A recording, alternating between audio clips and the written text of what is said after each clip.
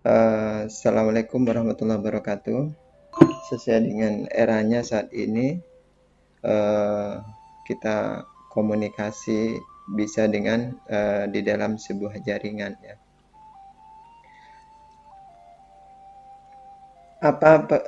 Sebelumnya kita bahas tentang komunikasi. Beberapa waktu yang lalu kita sudah bahas tentang ini. Kita ingatkan lagi tentang komunikasi ya. Jadi komunikasi itu adalah proses penyampaian pikiran atau perasaan oleh seseorang kepada orang lain ya. Bisa dengan lambang ya, atau dengan eh, apa sesuatu yang bisa dimengerti tentunya ya. Jadi komunikasi itu adalah proses pemindahan pengertian dalam bentuk gagasan atau informasi dari seseorang ke orang lain ya. Ini dari sisi eh, pendapat menurut ilmuwan ya. Ini kemudian menurut Robin, komunikasi adalah mentransferan makna di antara anggota kelompok. Banyak banget ya. Ya, komunikasi ini sehari-hari kita bicara itu sudah komunikasi ya. Kita pakai HP komunikasi. Saat ini yang kita lakukan video conference ini adalah komunikasi ya. Jadi apa fungsinya komunikasi? Pertama sebagai informasi ya. Bisa juga sebagai kendali, kita memerintahkan seseorang mau seperti apa, itu berarti itu sebagai kendali. Bisa jadi komunikasi itu sebagai motivasi ya. Ketika seseorang kemudian dimotivasi, nah itu butuh komunikasi tentunya ya. Misalnya ada seseorang yang lagi galau ya, kemudian dia datang kepada seorang guru atau sahabat yang bisa dia curhat dan bisa memberikan solusi. Nah, dia butuh komunikasi dengan orang ya. Yang terakhir, paling tidak ini sebagai pengungkapan emosional. Kita butuh mengungkapkan sesuatu, entah kesedihan, bahagia, marah. Nah, itu juga butuh komunikasi. Nah, kemudian jenis komunikasi. Komunikasi yang pertama dengan lisan atau herbal ya. Bisa dengan kata-kata ya, diucapkan atau ditulis. Atau dengan nirkata ya, atau dengan nonverbal ya. Bisa dengan bahasa tubuh, bahasa gerak ya, atau dengan sebuah gambar. Ini komunikasi. Kalau orang bisu, dia butuh bahasa ini ya, bahasa dengan gerak ya, bahasa isyarat ya. Kemudian sekarang komunikasi dalam jaringan ya, yang itu disebut dengan daring ya. Jadi cara ini adalah cara komunikasi di mana penyampaian dan penerima pesan dilakukan dengan atau melalui jaringan internet. Nah, saat ini yang kita lakukan adalah daring ya, karena pakai jaringan internet ya. Sejarah ya. Dulu tahun 60-an ya, kita baru merdeka ya pada saat itu ya. Ini Amerika sudah mengembangkan sebuah protokol ya.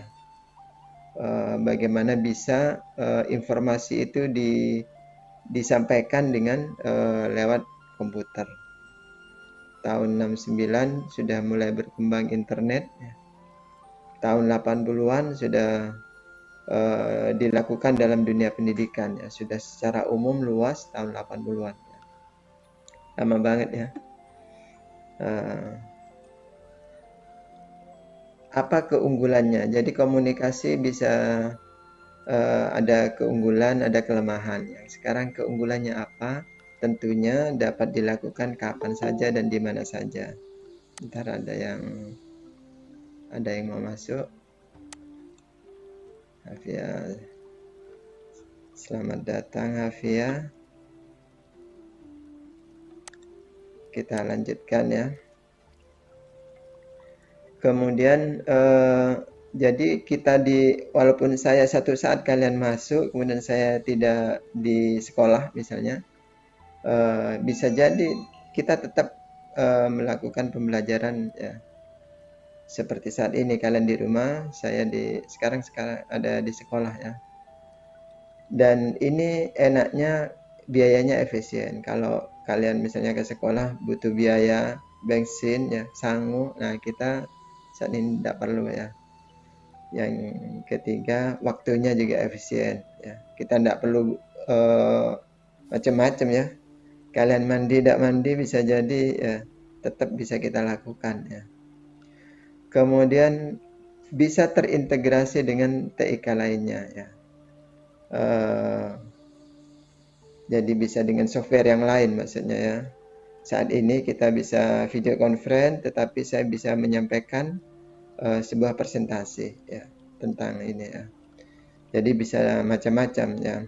Kemudian nah, yang enaknya lagi yang jelas intensitas komunikasi. Semua orang eh, bisa berpartisipasi dalam komunikasi kita ya. Kemudian kalau tadi intensitasnya, tingkat keseringannya ya, kita bisa rutin seperti ini sesuai jadwal ya.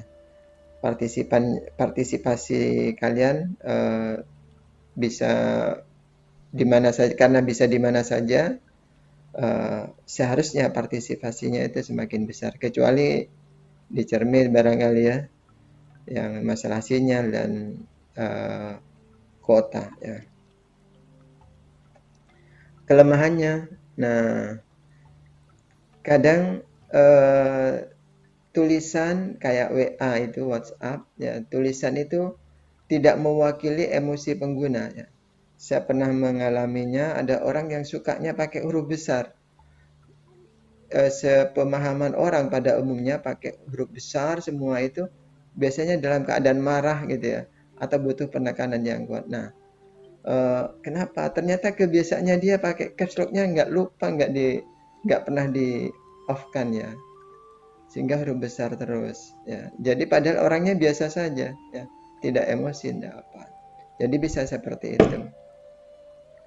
Kemudian memerlukan perangkat khusus, jelas ya, kalian kita butuh HP, saya pakai komputer, jelas pakai perangkat ya.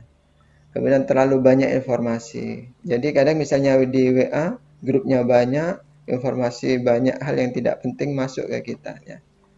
Akibatnya yang terakhir juga menyita konsentrasi ya. Bunyi suara kemudian harus kita baca dari awal banyak gitu ya. Nah, ini butuh konsentrasi. Padahal kita maunya hanya belajar misalnya ya, grup ini hanya belajar, tapi kadang-kadang banyak hal yang dibahas di situ. Ini membutuhkan menyita konsentrasi jelas. Kemudian jenis komunikasi daring. Ada dua ya. Pertama, komunikasi daring sinkron, artinya serempak. Jadi dalam waktu bersamaan ya, real time. Kayak sekarang video conference bersamaan ini real time ya. Siapa saja yang uh, online dan melakukan video conference ini bisa melakukan komunikasi ya. Kemudian ada namanya komunikasi daring asinkron, tak serempak. Jadi misal contoh di WA yang berupa chattingnya itu ya, kalian walaupun tidak dibaca, ada temannya yang uh, komunikasi, kalian bisa baca besoknya, segala macam. Jadi seperti itu ya. Tidak harus serempak. Bisa juga email ya. Saat ini kalian misalnya mengirim email ke temannya bisa jadi besoknya atau lusanya ya. Itu baru bisa dibaca. Jadi ini namanya tak serempak atau asinkron ya. Kemudian komponen pendukung. Nah, dalam komunikasi daring membutuhkan komponen-komponen. Yang pertama jelas hardware-nya ya, HP-nya, komputer, dan segala macam. Ini perangkat keras. Perangkat keras sesuatu yang bisa dilihat, bisa diraba itu ya. Nah, kalau perangkat lunak, nah ini programnya, softwarenya. Saat ini saya pakai Google Meet ya. Nah, ini berarti ini Google Meet-nya ini adalah perangkat lunaknya. Kemudian komponen perangkat nalar atau akal. Nah, ini orangnya ya, manusianya. Kalau nggak ada orangnya, nggak mungkin bisa komunikasi gimana. Nah, tugas kalian ini sederhana, 3, dan tadi sudah dijelaskan. Insya Allah kalau dikerjakan cepat selesai. Apa yang dimaksud komunikasi? 2, apa yang dimaksud komunikasi daring? Kemudian sebutkan dan jelaskan jenis-jenis komunikasi daring. Gitu. Itu saja pertemuan hari ini. Saya cukupkan sekian. Kalau ada pertanyaan bisa dijapri langsung ke saya. Terima kasih. Assalamualaikum warahmatullahi wabarakatuh.